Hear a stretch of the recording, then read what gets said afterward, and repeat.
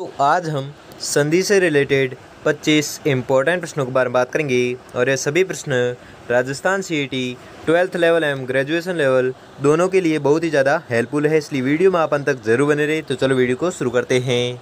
तो आपका पहला सवाल है कि गवाक्ष शब्द का सही संधि विच्छेद होगा। तो इस शब्द का सही संधि विच्छेद होगा गोधन अक्ष। तो दोस्तों आपको 25 प्रश्न दिए जाएंगे, जिसमें से आपने कितने प्रश्न सही किए हैं वो मैं लास्ट में कमेंट में ज़रूर बताएं। और मैं प्रश्न पढ़ूँ उससे पहले आप उत्तर तैयार रखें, जिससे कि आपकी प्रिपरेशन होती रहेगी। तो अगला प्रश्न देखते हैं। अगला सवाल है कि इनमें से किस विकल्प में सही संधि विच्छेद है। तो वह विकल्प बताना है जिसमें सही संधि विच्छेद है। तो वह विकल्प है पावक बराबर पोधन अक। ये जो शब्द है इसमें सही संधि विच्छेद है। अगला सवाल है कि इनमें से किस शब्द का संधि विच्छेद सही नहीं है। तो वह शब्द बताना है जिसका संधि विच्छेद सही नहीं है। तो वह शब्द है अजंत बराबर अजदन अंत। अगला सवाल है कि अभिप्सा का सही संधि विच्छेद है। तो अभिप्सा का सही संधि विच्छेद आपको बताना है। तो इसका सही संधि विच्छेद होगा अभिधन इप्सा। अगला सवाल है कि यथेष्ट का सही संधि विच्छेद है। तो यथेष्ट का सही संधि विच्छेद आपको बताना है।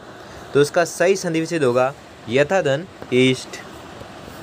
अगला सवाल है कि किस शब्द का संधि सही है, यानी किस शब्द की संधि है जो सही है वो आपको बताना, सही नहीं है वो आपको बताना है। तो वह शब्द है अभिधन इष्ट अभीष्ट। इसकी जो संधि है ये सही नहीं है। अगला सवाल है कि इनमें से किस शब्द की संधि सही है। तो वह शब्द बताना है जिसकी संधि सही है। तो वह शब्द है पितृधन आज्ञा पित्राज्ञा।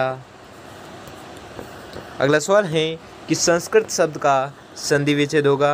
तो संस्कृत का आपको संधि विच्छेद बताना है। तो वह शब्द है समधन कृत।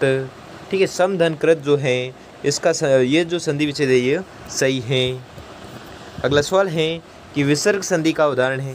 तो आपको विसर्ग संधि का उदाहरण बताना है। तो वह उदाहरण है मनोयोग। अगला सवाल है कि इनमें से कौन सा संधि शब्द सही है। तो वह शब्द बताना है जो सही है संधि के लिए। तो वह शब्द है मिष्टान। अगला सवाल है कि स्वर संधि से निर्मित शब्द नहीं है। वह शब्द बताना है जो स्वर संधि से निर्मित नहीं है।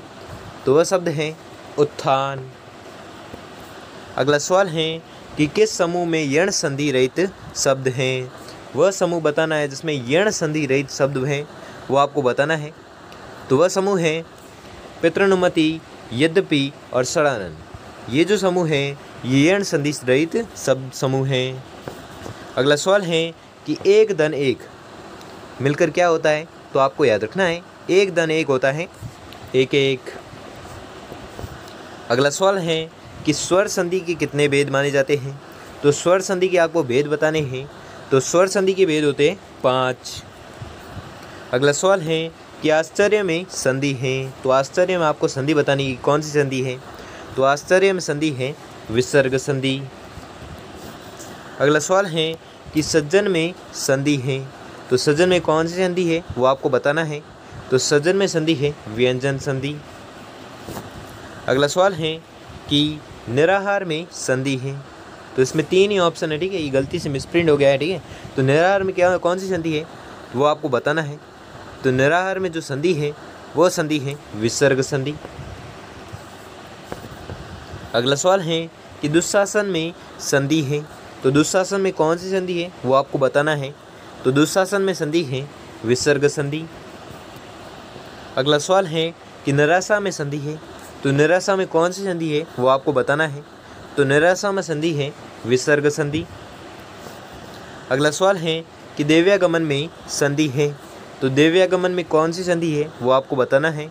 तो देव्यागमन में संधि है यण संधि। अगला सवाल है कि संरक्षण में संधि है। तो संरक्षण में कौन सी संधि है वो आपको बताना है। तो संरक्षण में संधि है व्यंजन संधि। अगला सवाल है कि ज्ञानोपदेश में संधि है। तो ज्ञानोपदेश में कौन सी संधि है वो आपको बताना है। तो इसमें जो संधि है वो है गुण संधि। अगला सवाल है कि पुस्तकालय में संधि है।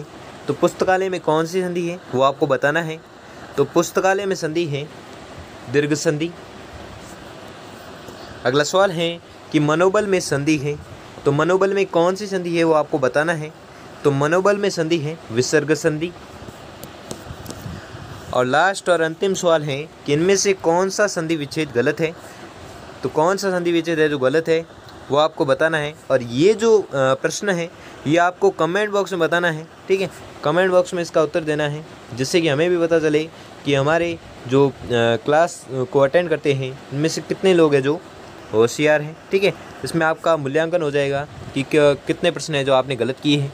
और हमें लास्ट में ये भी कमेंट करके ज़रूर बताएं कि आपने 25 में से कितने प्रश्न सही किए हैं, वो भी हमें लास्ट में कमेंट में ज़रूर बताएं।